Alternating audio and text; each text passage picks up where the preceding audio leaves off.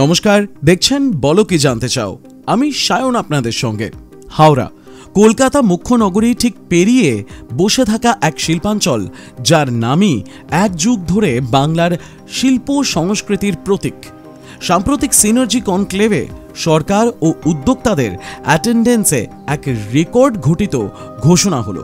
পরবর্তী 2 থেকে 3 বছরে হাওড়ায় আনুমানিক 10,000 কোটি টাকারও বেশি বিনিয়োগ আসবে এবং প্রায় 52,000-এরও বেশি মানুষ নতুন কাজের সাথে যুক্ত হবে। এই ঘোষণার তাৎপর্য, ইতিহাস ও বাস্তব চ্যালেঞ্জ, এই 3টি দিক বিশ্লেষণ করাই আমাদের আজকের লক্ষ্য।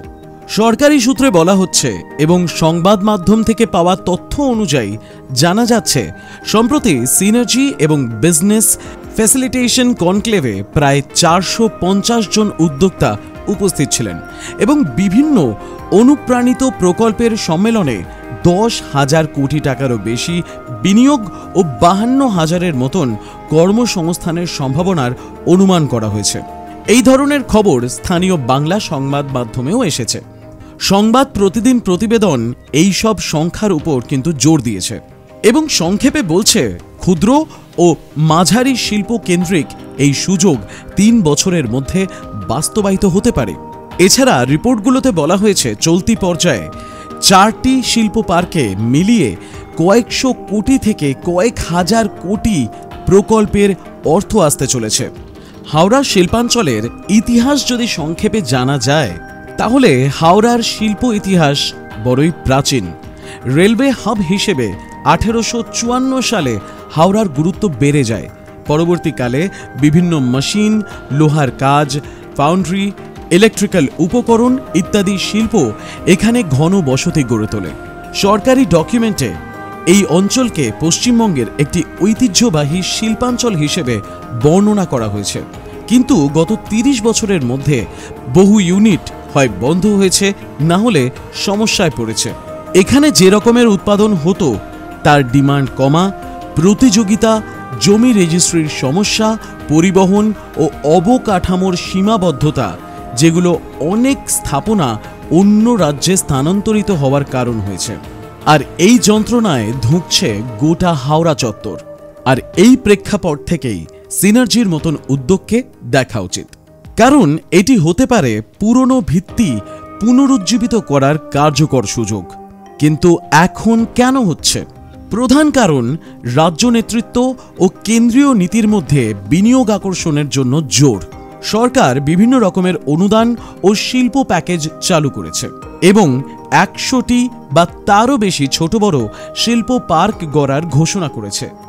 এই কনক্লেভগুলোর মাধ্যমে প্রকল্প হাব তৈরি করছে। কারণ হাওড়ার ভৌগোলিক সুবিধা। হাওড়ার অবস্থান কলকাতার পাশেই, বন্দর সংযোগ, রেল ও সড়ক নেটওয়ার্ক থেকে সুবিধা রয়েছে, ফলে লজিস্টিক্স কস্ট কমানোর সুযোগও আছে। আর এই কারণেই লজিস্টিক ও ইন্ডাস্ট্রিয়াল পার্ক নির্মাণকারীরা বেশ আগ্রহী। এখানে আরও একটা বড় বিষয় হচ্ছে স্থানীয় উদ্যোক্তাদের ও এমএসএমই ক্লাস্টারগুলোর সক্রিয় অংশগ্রহণ। কারণ সিনার্জি কনক্লেভ নিজেই একটি ফোরাম যেখানে ক্লিয়ারেন্স সেন্টার, জমি রেজিস্ট্রি সমস্যার সমাধান ও বিনিয়োগ হাত বদল করা হচ্ছে। সংবাদ মাধ্যম ও সরকারের রিপোর্টগুলো বলছে, কনক্লেভের ফলাফল হিসেবে 20টি নতুন শিল্প প্রস্তাব অনুমোদিত হতে পারে। 4টি শিল্প পার্কের জন্যই কয়েক হাজার কোটি টাকার বিনিয়োগ টার্গেট ধার্য করা হয়েছে। সংবাদ মাধ্যম থেকে যেই সমস্ত ডেভেলপারদের নাম উঠে আসছে, তার মধ্যে সৃজন, মার্লিন, সাঁকরাইল ইত্যাদি উল্লেখযোগ্য। WBIDC এবং হাওড়া ইন্ডাস্ট্রিয়াল পার্ক ইতিমধ্যে নির্দিষ্ট জমি ও প্লট লিজিংয়ের জন্য তৈরি করেছে। এগুলো মিডিয়া ফ্যাক্টরি ও লজিস্টিক স্পেস হিসেবে কাজ করবে। কিন্তু ম্যানুফ্যাকচারিং সেটআপের জন্য আরও বড় পরিবহন সহ ইনফ্রা দরকার, অর্থাৎ বিরাট বড় রোড নেটওয়ার্ক, এমনকি ডিপ সি পোর্ট। সরকারি অনুমান 52,000 নতুন কাজ তৈরি হবে। এটি যদি শতভাগ রূপ পায়, তাহলে হাওড়ার সামাজিক অর্থনৈতিক পরিস্থিতি বদলে যেতে পারে। এতে বেকারত্ব হ্রাস পাবে, গ্রামীণ থেকে শহরে কর্মসংস্থান চাপ কমা ইত্যাদি সম্ভাব্য। এছাড়া স্থানীয় সাপ্লাই চেন তৈরি হলে ছোট উদ্যোক্তারা উপকৃত হবে। রপ্তানি ও ইন্টারস্টেট ম্যানুফ্যাকচারিং কন্ট্রাক্ট জেতার সুযোগ বাড়বে। এবার ইনফ্রাস্ট্রাকচার বিনিয়োগ বুদ্ধিমত্তা সঙ্গে হলে দীর্ঘমেয়াদী রাজ্যের শিল্প নির্ভরতা বৃদ্ধি পাবে। এছাড়া কিছু চ্যালেঞ্জেসও রয়েছে। হাওড়ার মতন পুরনো শহরাঞ্চলে জমির রেজিস্ট্রি ও মালিকানার জটিলতাও রয়েছে। এর জন্য আগেও কিন্তু বহু উদ্যোগ আটকে গেছিল। আর তাই সিনার্জির লক্ষ্যগুলোর মধ্যে এই সমস্যার সমাধানকে অগ্রাধিকার দেওয়া হয়েছে, কিন্তু তা কার্যকর না হলে প্রকল্প বিলম্বিত হবে। এছাড়া কি পরিমাণ রাস্তাঘাট, ব্রিজ লিঙ্ক, ট্রান্সপোর্ট ফ্লো ঠিকভাবে সাজানো হবে, এটাই বড় প্রশ্ন। হাওড়ার ভেতরেই যে পরিমাণ ট্রাফিক হয় তা কিন্তু গতিকে অনেকটা কমিয়ে দিতে পারে, আর যার ফলে সাপ্লাইয়ে কিন্তু এফেক্ট হতে পারে। এছাড়া ইন্ডাস্ট্রিয়াল সেটআপে পরিবেশগত অনুমোদন, নর্দমা, ওয়েস্ট ওয়াটার ম্যানেজমেন্ট ইত্যাদি নিয়মকানুন আছে। এগুলো ম্যানেজ না হলে স্থানীয় প্রতিবাদ ও আইনগত বাধা কিন্তু তৈরি হতে পারে। 52,000 মানুষের কর্মসংস্থান হবে যদিও আকর্ষণীয়, কিন্তু দক্ষ শ্রমিক ও ট্রেনিংয়ের ব্যবস্থা না হলে পথ ধরে রাখা কিন্তু কঠিন হবে। এর জন্য টেকনিক্যাল ট্রেনিংয়ের ওপর জোর দেওয়া উচিত।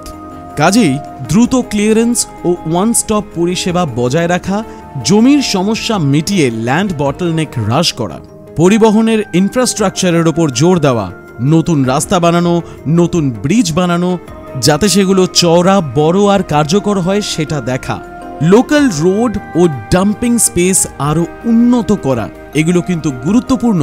পরিবেশ ও শিল্প নিয়ন্ত্রণের সঙ্গে সংবেদনশীল সমন্বয়ে যাতে পরিবেশগত ক্ষতি না হয়, আবার শিল্পও বাধাগ্রস্ত না হয়, এগুলোও দেখা। স্কিল ডেভেলপমেন্ট ও স্থানীয় কর্মীকে ট্রেনিং দেওয়া, যাতে কর্মসংস্থান শুধু সংখ্যায় না থেকে মানেরও উন্নতি করে। কাজেই সিনার্জি হোক, এ সমস্ত কনক্লেভ হোক, যাই হোক না কেন, অ্যাট দি এন্ড কোথাও না কোথাও ইনফ্রাস্ট্রাকচার এবং মানুষের শিক্ষার ডেভেলপমেন্ট অর্থাৎ ট্রেনিং দিয়ে আরও স্কিল্ড লেবার তৈরি করাও কিন্তু অত্যন্ত জরুরি।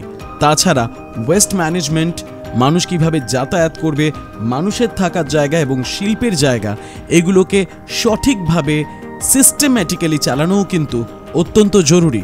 না হলে পুরোটাই ব্যর্থ হবে এবং বারবার প্রতিশ্রুতি সার হবে। যদি উদাহরণ টানতে হয় তাহলে মুম্বাই ও আশেপাশের অঞ্চলে বড় ম্যানুফ্যাকচারিং ও ফাইন্যান্সিয়াল হাব দীর্ঘদিন ধরেই তৈরি হয়ে আছে এবং সেখানে বেশ ইনফ্রা ও লজিস্টিক সুবিধা অনেক উন্নত। কলকাতা হাওড়ার পজিশনিং এত দূর পিছিয়ে ছিল মূলত ইনফ্রাস্ট্রাকচার, জমি ও নীতি অনিশ্চয়তার জন্য।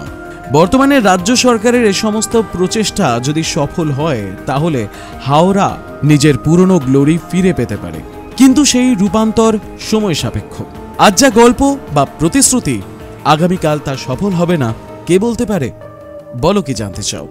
আজকের মতন এ পর্যন্তই, আবার দেখা হবে পরের এপিসোডে।